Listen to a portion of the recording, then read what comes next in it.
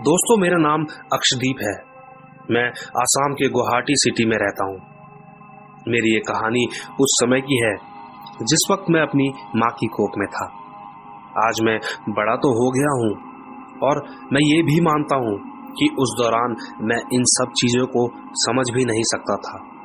लेकिन डर मुझे इस बात का था क्योंकि मुझे ऐसा लगता है कि कहीं ना कहीं मैं इस घटना से जुड़ा हुआ था। बस फर्क सिर्फ इतना है कि मैं तो आज भी जिंदा हूं, पर वो लोग उस छोटी सी बच्ची को अपने साथ ले गए, हमेशा हमेशा के लिए। दोस्तों, दरअसल बात 1991 की है। सर्दियों का समय था। माँ और पिताजी श्री कृष्ण की रासलीला देखने गए थे और हमारे यहाँ प्रोग्राम रात को ही ज्यादा अच्छा लगता है, इसलिए वो लोग रात को करीबन 8 बजे वहां के लिए निकल गए। सब कुछ सही चल रहा था। प्रोग्राम खत्म होने के बाद वो लोग रात के 1 बजे वापस घर के लिए निकल गए।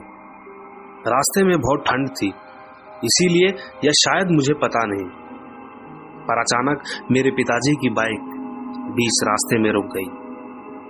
कई कोशिशों के बाद बाइक स्टार्ट हो ही नहीं रही थी। वो रास्ता बहुत सुनसान लग रहा था क्योंकि गांव का रास्ता है और गांव के लोग अक्सर रात के 9 बजे सो जाते हैं। और वैसे भी मैं तो अपनी माँ की कोख में था। मेरी माँ उस वक्त मुझे लेकर बहुत घबरा गई थी। रात में इतनी ठंड होने के बावजूद भी उसे पसीने आ रहे थे। आसपास से सिर्फ कीड़े मकोड़ों की आवाज ही सुनाई पड़ रही थी और सबसे ज्यादा डराने की आवाज तो उस चीज की थी जिसके कारण डर लगातार बना हुआ था। वो पत्तों का हवा से सरसराना किसी डरावने माहौल से कम नहीं था। ऐसा लग रहा था मानो जैसे कोई अगल बगल से छूकर निकल रहा हो। माँ की हालत खराब देख पिताजी ने माँ से कहा कि चलो पैदल चले धीरे धीरे, वैसे भी खड़े रहने से कोई फायदा नहीं है, चलो। पिताजी बाइक पकड़कर धीरे धीरे चलने लगे। वहां से घर काफी दूर था। बातचीत करते करते उन दोनों को ऐसा एहसास हुआ जैसे कोई ठीक उनके पीछे पीछे चल रहा हो। मेरी माँ ज्यादा घबराई हुई थी तो पिताजी को भी लगने लगा कि शायद इतनी रात गए कोई चोर हुआ तो। वो तेजी से आगे की ओर बढ़ने लगे, पर थोड़ी देर बाद ही पिताजी को ऐसा एहसास हुआ कि ये कोई चोर नहीं बल्कि कोई बुरी शक्ति है। उन्होंने तुरंत ही माँ को पीछे मुड़कर देखने से मना किया और बाइक स्टार्ट करने की कोशिश करने लगे। आप यकीन मानो उस वक्त ऊपर वाले की मेहरबानी हुई थी कि हमारी बाइक स्टार्ट हो गई और जैसे तैसे करके वो दोनों अपने घर पहुंच गए। उन्हें लगा कि मानो सब कुछ ठीक है, पर सोने के 2 घंटे बाद ही माँ का बुखार अचानक तेजी से बढ़ने लगा। किसी तरह माँ ने वो रात तो काट ली, पर अगले दिन जब डॉक्टर को दिखाया तो पिताजी मानो हैरान रह गए क्योंकि रिपोर्ट सब नॉर्मल थी। फिर भी पिताजी दवाइयां लेकर सीधा घर आ गए, मगर तबीयत में जरा भी सुधार ना हो सका तो पिताजी ने घर के पास किसी जान पहचान वाले से बात करी तो पिताजी ऐसी चीजों से छुटकारा दिलवाने के लिए एक बाबा को घर ले आए। बाबा ने पूजा शुरू करी और 1 घंटे के बाद भी जब सब कुछ नॉर्मल नहीं हुआ तो बाबा ने बताया कि इनके अंदर 2 बुरी आत्माओं का वास है जो कि आसानी से नहीं हटेगी। उनका ये भी कहना था कि उन्होंने मेरी माँ की कोख को अपने वश में कर लिया है। दिन गुजरते गए और फिर वो दिन आया जब मेरा जन्म हुआ। मुझे लेकर सब लोग परेशान थे। सबको लग रहा था कि मैं कोई नॉर्मल बच्चा नहीं हूं, लेकिन मैं आप सभी को बता दूं कि मैं नॉर्मल ही था। पर इसका मतलब ये नहीं कि सब ठीक हो चुका था। मुझे कुछ ही दिन हुए थे। इसके बाद मैं एक रात बहुत जोर जोर से रोने लगा। उस वक्त मेरे पिताजी भी घर पर नहीं थे, लेकिन मेरी दादी वहां पर थी तो किसी तरह मुझे चुप कराकर सुला दिया। माँ भी सो गई, लेकिन दादी जाग ही रही थी। इसके बाद जो हुआ वो चौंका देने वाली बात थी, क्योंकि दादी ने देखा कि ठीक मेरे पास एक औरत बैठी हुई थी। उसे देख दादी जोर से उस पर चिल्ला पड़ी और आप यकीन मानो वो एकदम से कहीं गायब हो गई। उस दिन के बाद से सब कुछ नॉर्मल हो गया और 2 साल तक ऐसा कुछ नहीं हुआ। सबको लगा कि सब कुछ ठीक है। अब मैं भी थोड़ा बड़ा हो चुका था। इसी बीच पिताजी को भी जरूरी काम से 1 हफ्ते के लिए बाहर जाना पड़ा।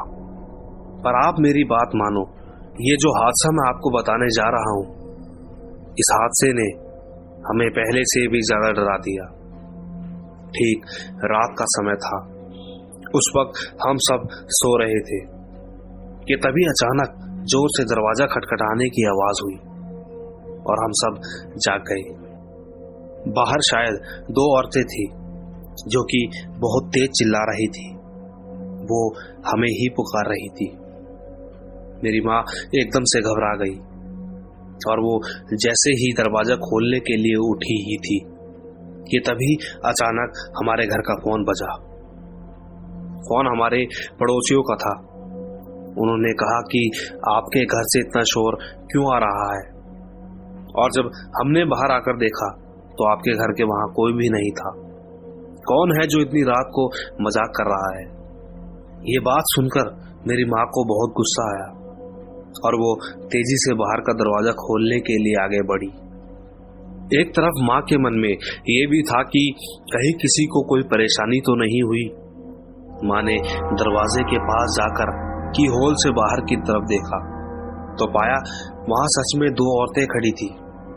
माँ ने जैसे ही दरवाजा खोला 3 सेकंड में फिर से बंद कर दिया और पहले से और ज्यादा घबरा गई, क्योंकि माँ को दरवाजा खोलने के बाद बाहर कोई दिखाई ही नहीं दिया। उस वक्त दादी ने भी 2 साल पहले की बात बता दी कि मैंने इस कमरे में भी एक औरत को बच्चे के पास बैठे देखा था, जो कि मेरे चिल्लाते ही गायब हो गई थी। तभी माँ ने डर से पिताजी को कॉल करके वापस घर आने को कहा। ठीक अगले ही दिन पिताजी वापस आ गए। उनके वापस आते ही माँ और दादी ने उन्हें सारी बात बता दी। पिताजी भी बहुत घबरा गए थे और ये सोच में थे कि ये आखिर क्या है जो तिल तिल कर हमें मार रहा है, सामने क्यों नहीं आता। इसके बाद पिताजी ने घर की सुख शांति के लिए हवन कराने की सोची और बड़े बुजुर्गों को भी घर पर बुलाया जो कि इन सब की जानकारी रखते हैं। लेकिन दोस्तों, पर अब मैं जो आपको बताऊंगा उसे जानकर मैं तो बहुत डर चुका हूं, क्योंकि जिसके साथ होता है उसका दर्द, वहम, एहसास, पीड़ा सब उसी की समझ में आती है। खैर, बुजुर्गों ने बताया कि ये किस्सा उसी रात से शुरू हो गया था जब तुम उस रात 2 बजे घर आए।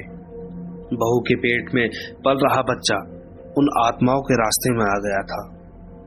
उसी समय से ये दोनों आत्माएं इस पर हावी थी और इसके जन्म लेने के बाद भी वो इसके साथ रहने लगे।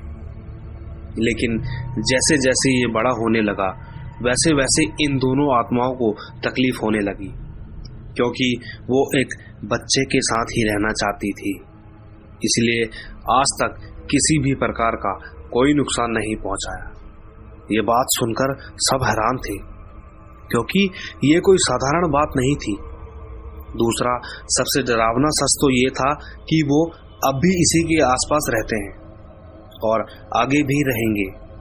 उस वक्त पिताजी की हालत उस मासूम बच्चे की तरह हो चुकी थी जो अभी अभी पैदा हुआ हो, जिसे कुछ समझ ही ना आता हो। वो कुछ बोल नहीं सकता और ना ही अपना दर्द बयां कर सकता है, बस रो सकता है। बुजुर्गों ने यह भी कहा कि रास्ता तो है, लेकिन उसमें नुकसान भी तुम्हारा ही है, क्योंकि अगर इसे बचाना है तो उन्हें तुम्हारे पूरे परिवार से एक बच्चे को उन्हें देना होगा, तभी वो दोनों इसका पीछा छोड़ेंगी।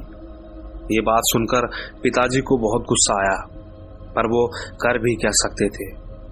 उनके लिए एक तरफ कुआं और एक तरफ खाई थी। कुछ भी करो नुकसान बराबर उनका ही था।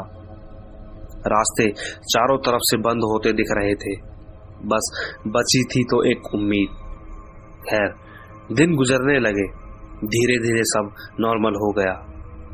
लेकिन फिर वो दिन आया जिसने सब कुछ पलट कर रख दिया और इस पूरी घटना को ही एक कहानी में बदल दिया।